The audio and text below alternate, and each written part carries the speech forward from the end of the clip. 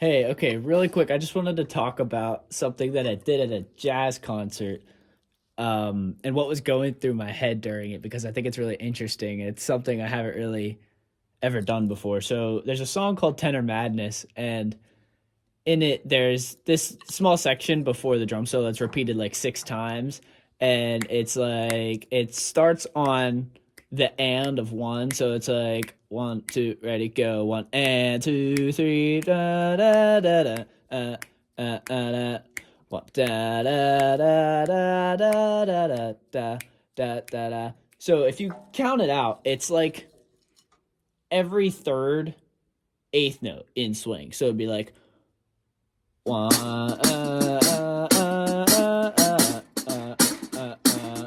one, two, three, one, two, three, one, two, three, one, two, three, one, two, three.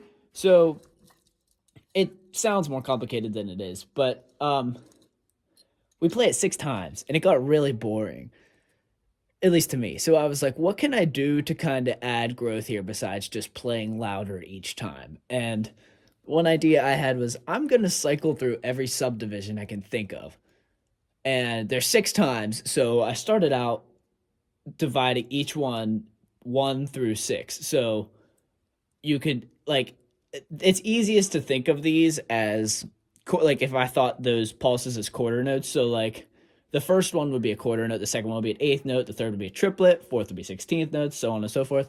Um, except for it's every third swung eighth note, and it starts on the upbeat.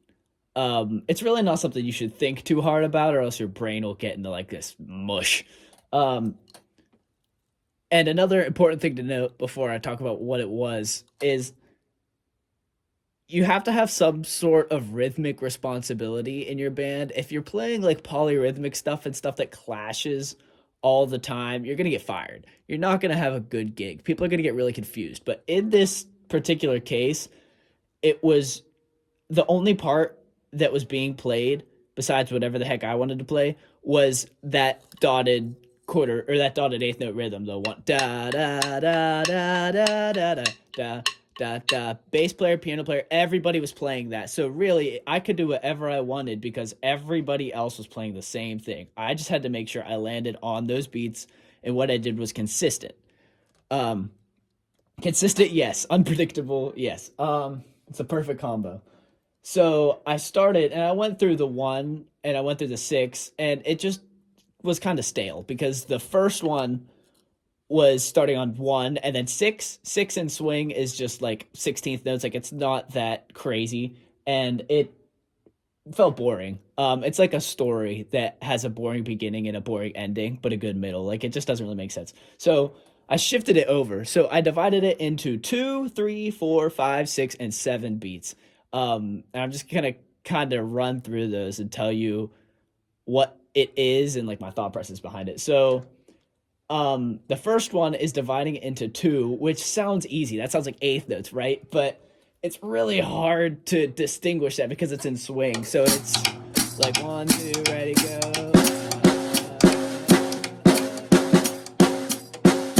That's like just the horn part. If I were to divide each note into two beats, I'm gonna take the hi hat out for like independence reasons. But it's like one, two, ready, go.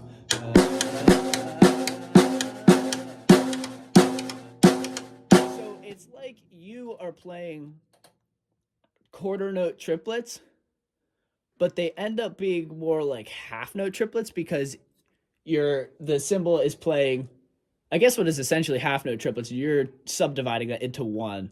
It's really goofy. I'm just gonna play it again. Ready?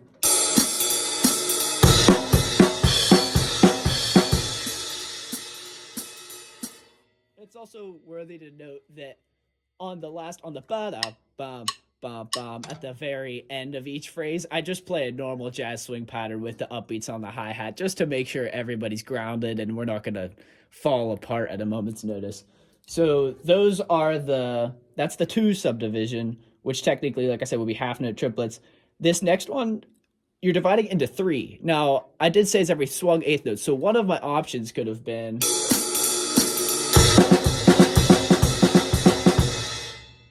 dividing it into swung eighth notes.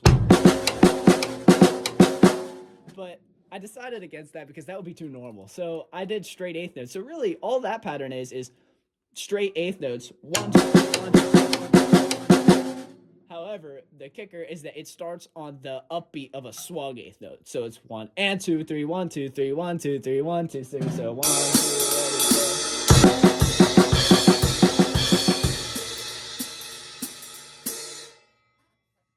So it's deceptively. I don't know if that would be deceptively simple or deceptively complicated. It's up to you to determine which. Um, the next one is fours, but ironically enough, dividing that eighth note, swung eighth note pulse, dotted swung eighth note pulse, sorry, into 4 beats is just triplets. It's just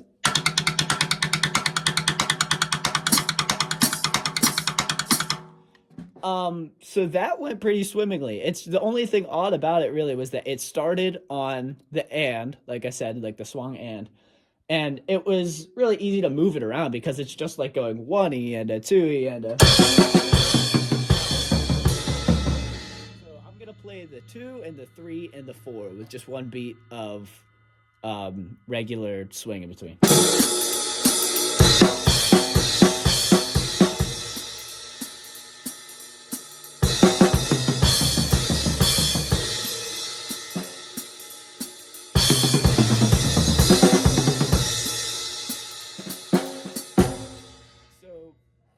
Funny enough, those are the ones that feel the weirdest, even though they are low in the subdivision hierarchy. It's 2, 3, and 4. Like, because when you think of 2, 3, and 4, you're just thinking eighth note, triplet, and 16th note. But really, because of the way this is set up, it's such a convoluted, strange little cryptic puzzle.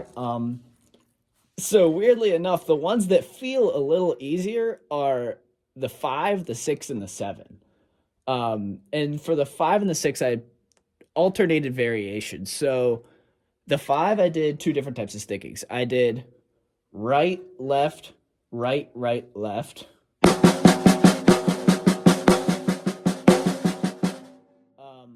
There you could also put accents on the last note, which I did a few times. Kind of like a 6-stroke roll, yeah.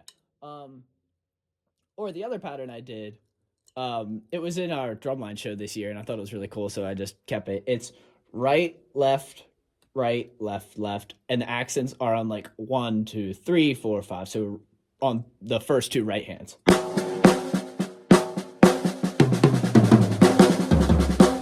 So just the 5 one and alternating those at my leisure is like this.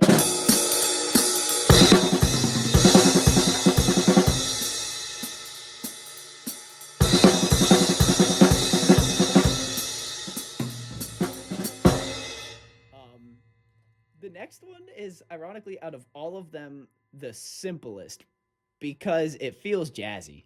The rest of these feel really syncopated, and it's bebop, so it's supposed to be. But this feels like straight up like swing. I'm alternating between paradiddle-diddles, which are right, left, left, and 6-stroke rolls, which are right, left, right, left. So between these, and I'd put the accent on the E. And then a more inverted version, it's a 6-stroke roll, so it's. So doing the 6s twice would be.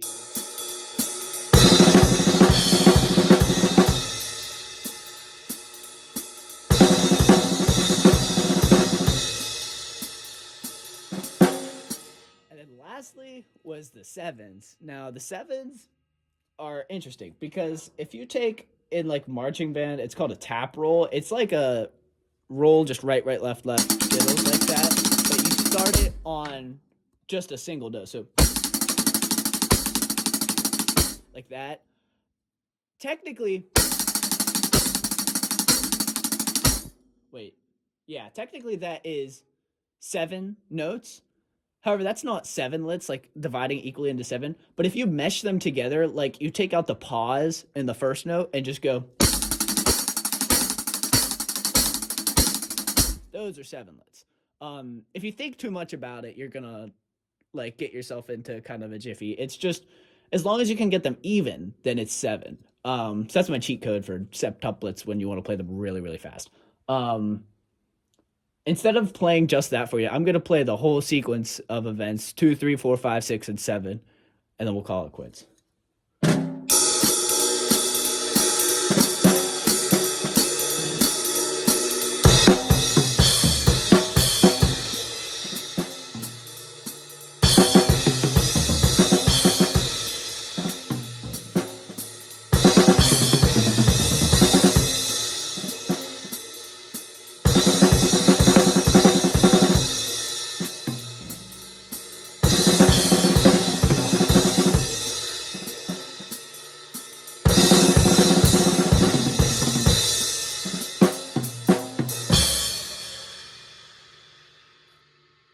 That's about it.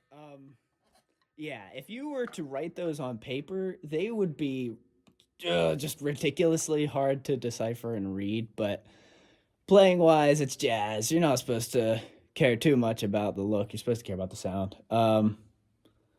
But yeah, that's my little rhythmic riddle for you today.